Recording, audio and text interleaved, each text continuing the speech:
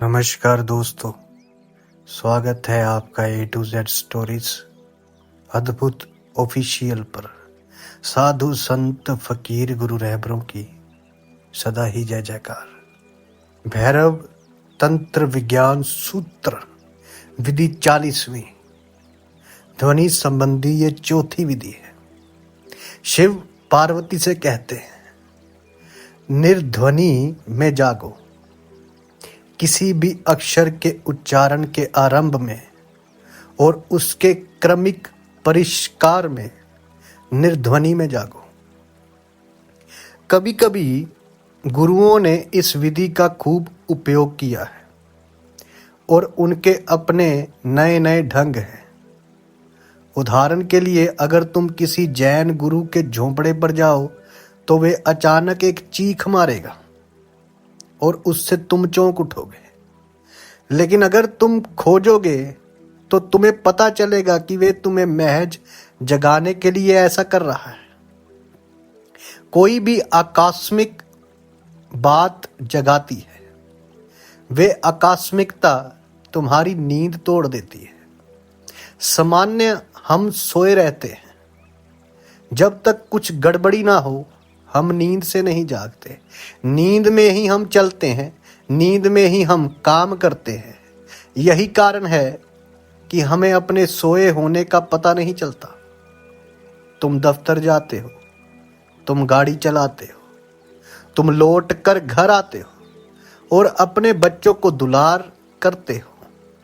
तुम अपनी पत्नी से बातचीत करते हो। ये सब करने से तुम सोचते हो कि मैं बिल्कुल जागा हुआ हूं।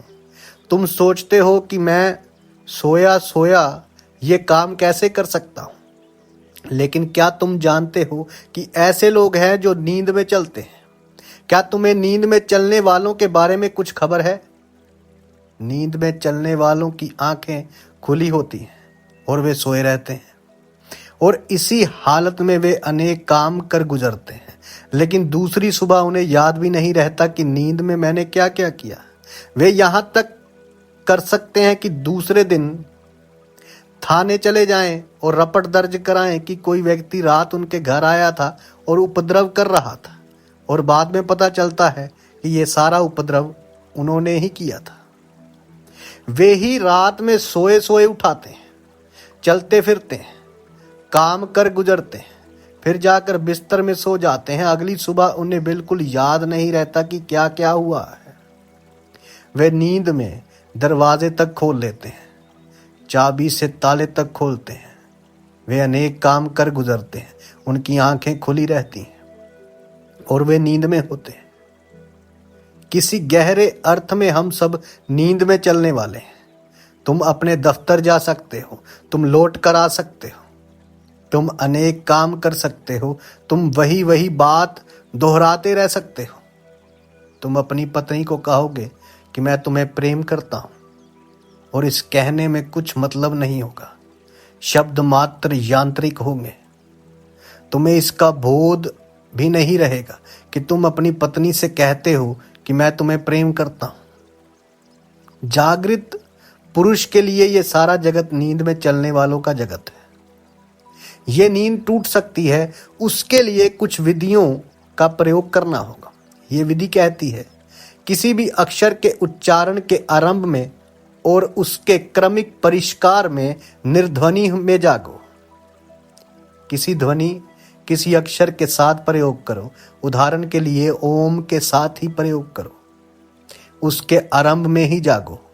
जब तुमने ध्वनि निमृत नहीं की या जब ध्वनि निर्ध्वनि में प्रवेश करे तब जागो। ये कैसे करोगे? किसी मंदिर में चले जाओ, वहां घंटा होगा या घंटी होगी। घंटे को हाथ में ले लो और रुको। पहले पूरी तरह से सजग हो जाओ कि ध्वनि होने वाली है और तुम्हें उसका आरंभ नहीं चूकना है। पहले तो समग्र रूपेण सजग हो जाओ, मानो इस पर ही तुम्हारी जिंदगी निर्भर है। ऐसा समझो कि अभी कोई तुम्हारी हत्या करने जा रहा है और तुम्हें सावधान रहना है।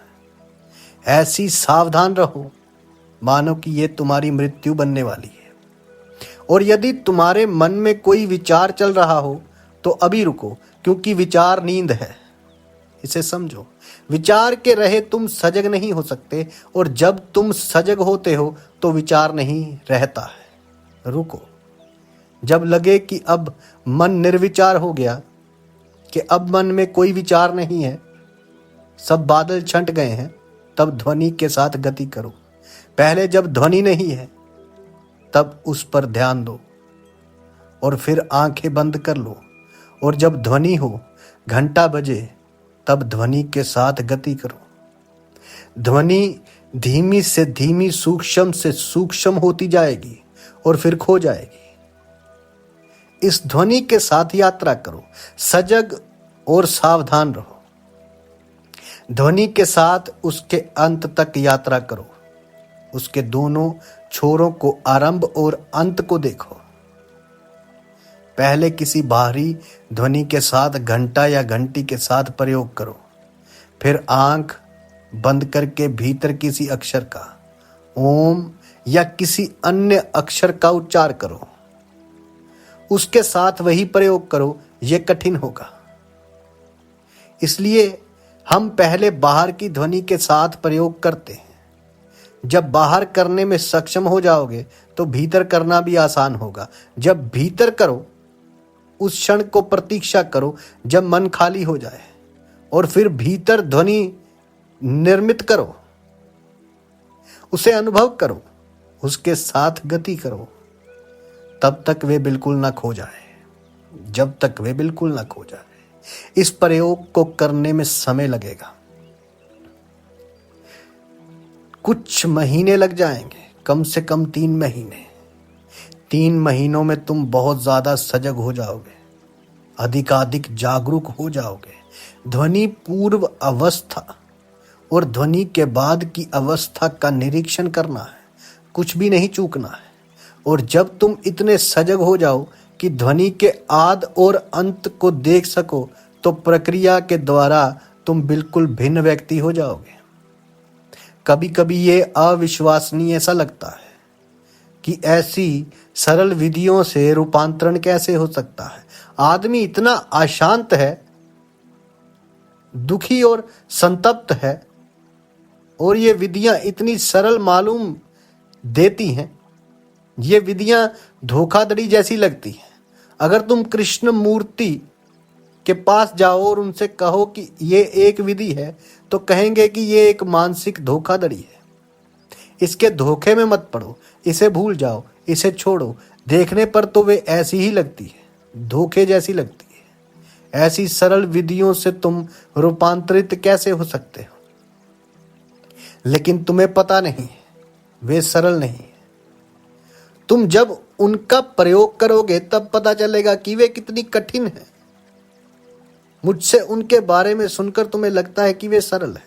अगर मैं तुमसे कहूं कि ये जहर है और उसकी एक बूंद से तुम मर जाओगे, और अगर तुम जहर के बारे में कुछ नहीं जानते हो, तो तुम कहोगे आप भी क्या बात करते हैं, बस एक बूंद और मेरे सरीखा स्वस्थ और शक्तिशाली आदमी मर जाएगा।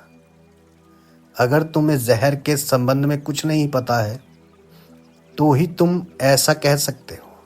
यदि तुम्हें कुछ पता है तो नहीं कह सकते। यह बहुत सरल मालूम पड़ता है। किसी ध्वनि का उच्चार करो और फिर उसके आरंभ और अंत के प्रति बोध पूर्ण हो जाओ। लेकिन यह बोध पूर्ण होना बहुत कठिन बात है। जब तुम प्रयोग करोगे तब पता चलेगा कि यह बच्चों का खेल नहीं है। तुम बोध पूर्ण नहीं हो। जब तुम इस विधि का प्रयोग करोगे तो पहली बार तुम्हें पता चलेगा कि मैं आजीवन सोया सोया रहा हूं।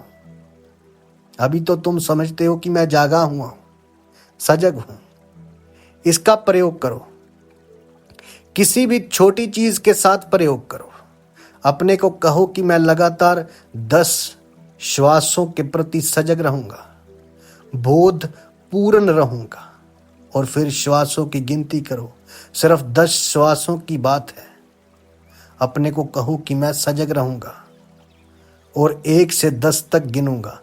आती श्वासों को, जाती श्वासों को, 10 श्वासों को सजग रहकर गिनूंगा। तुम चूक जाओगे। 2 या 3 श्वासों के बाद तुम्हारा अवधान और कहीं चला जाएगा। तब तुम्हें अचानक होश आएगा कि मैं चूक गया हूं, मैं श्वासों का गिनना भूल गया।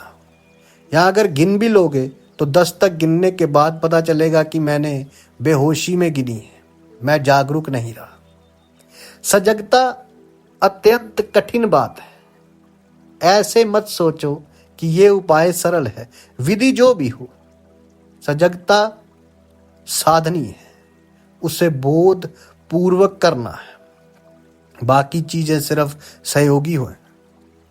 और तुम अपनी विधियां स्वयं भी निम्रित कर सकते हो। लेकिन एक चीज सदा याद रखने जैसी है कि सजगता बनी रहे।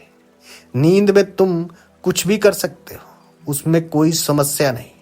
समस्या तो तब खड़ी होती है जब ये शर्त लगाई जाती है कि इसे होश से करो, बोध पूर्वक करो। इस ध्यान को अति सुंदर और विकसित कर कुंडली ध्यान बनाया है। उसमें 2 चरण को जोड़ दिया है। पहले तो ऊर्जा को जगाओ और फिर नृत्य कर ऊर्जा का प्रफुल्लित करके फैलने दो। केवल आनंदित ऊर्जा का एक पुंज आपको घेरे रहे, तब तुम अति ऊर्जा से लबरेज हो। फिर सुनो संगीत को, और वे भी छम छम अविरल बहते संगीत को, आद से अंत से अनेक। वाद्य की ध्वनियों के साथ स्वामी धूतर द्वारा तैयार किया संगीत। इसे गहराई से समझो, निर्ध्वनि में जागो। शिव कहते हैं किसी भी अक्षर के उच्चारण के आरंभ में और उसके क्रमिक परिष्कर में निर्ध्वनि में जागो। साधु संत फकीर गुरु रहबरों की सदा ही जय जयकार। जल्दी मिलते हैं एक नई वीडियो के साथ। तब तक के लिए आप सबका धन्यवाद। आप सबके भीतर बसे उस परमात्मा को मेरा प्रणाम।